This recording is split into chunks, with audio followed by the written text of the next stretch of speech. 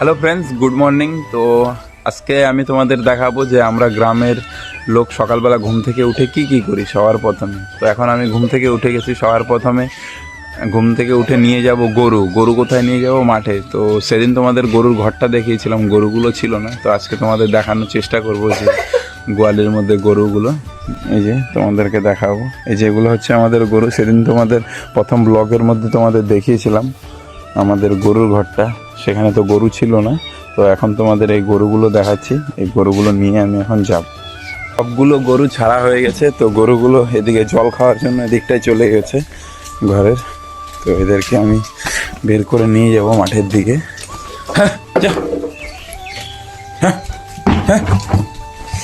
বৃষ্টি হয়েছিল তো তাই প্রচুর জল জমে গেছে যেখানে সেখানে।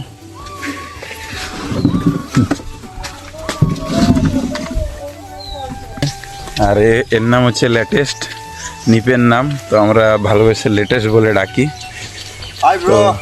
High high. এই যে এটা হচ্ছে আমাদের গ্রামের রাস্তা। তো যারা যারা গ্রামে থাকো তারা তো জানোই অবশ্যই গ্রামের রাস্তাগুলো কেমন থাকে। তো এদিকটাই চলে গেছে, এটা এই জায়গাটার নাম হচ্ছে তুরতুরি। এদিকে রাস্তাটা চলে গেছে, এটা হচ্ছে নূরপুর। আর এটা হচ্ছে আমাদের ভুঁই, মানে মাঠের দিকে। তো এটা হচ্ছে কাঁচা রাস্তা। আর এখানে দেখো লোকের ছাগল শুয়ে আছে। আর এটা হচ্ছে আমাদের ট্রান্সমিটার কারেন্টের। তো আমাদের জায়গাগুলো দেখো কেমন প্রকৃতির সৌন্দর্য। যদি তোমাদের ভালো লাগে তো কমেন্টে জানাবে। তোমাদের আরও অনেক কিছু দেখানোর চেষ্টা করব। এই যে গরুগুলোকে নিয়ে যাচ্ছি। যারা গ্রামে থাকো তারা জানো এই গ্রামের সৌন্দর্যটা কেমন। এই যে এটা হচ্ছে চা বাগান আমার বন্ধুদের। তো চা বাগানের ওই পাতাগুলো তোলা হয়ে গেছে, তাই আজকে লোক নেই বাগানে। এমনি অন্যথায় সবসময় লোক থাকে চা বাগানের মধ্যে। এই যে গরুগুলোকে নিয়ে যাচ্ছি। আর ভিডিওতে প্লিজ কমেন্ট করে জানাবে ভিডিওটা কেমন লাগছে, আর আমাদের গ্রামের দৃশ্যগুলো কেমন সেটাও অল্প কমেন্টে জানাবে। তো ছোটো ইউজার যদি তোমরা সাপোর্ট করো তাহলে এগিয়ে যেতে পারবো। তো আরও তোমাদের অনেক কিছু দেখানোর চেষ্টা করব। এই যে এটা হচ্ছে আমাদের বাগান, আরও তোমাদের দেখাই। গাছ বাগানটা হচ্ছে আমাদের।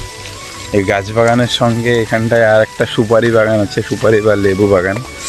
সুপারি বাগানের ভিতরেই লেবু বাগান। এটা জঙ্গল হয়ে গেছে অনেকটাই। এটা হচ্ছে আমাদের সুপারি বাগান।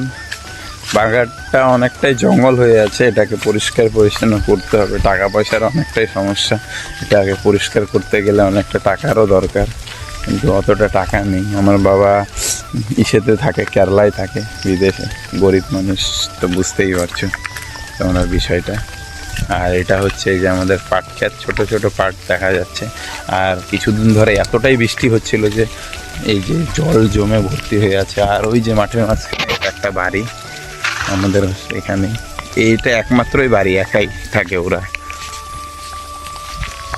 এই যে এটা হচ্ছে আমাদের জলের ট্যাঙ্কি। আর এই যে গরুগুলোকে নিয়ে এসেছি, অনেকগুলো গরু বাঁধা রয়েছে, অনেক লোকেরই গরু। আর আকাশটা অনেকটাই মেঘলা মেঘলা করছে, হয়তো বৃষ্টি আসবে।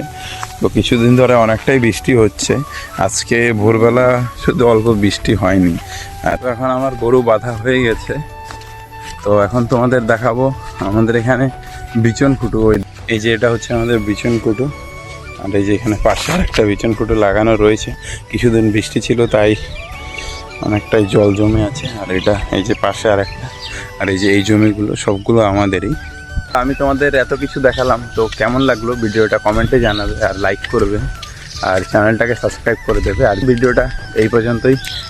তো নেক্সটে আরও ভালো ভিডিও বানানোর চেষ্টা করব। ধন্যবাদ।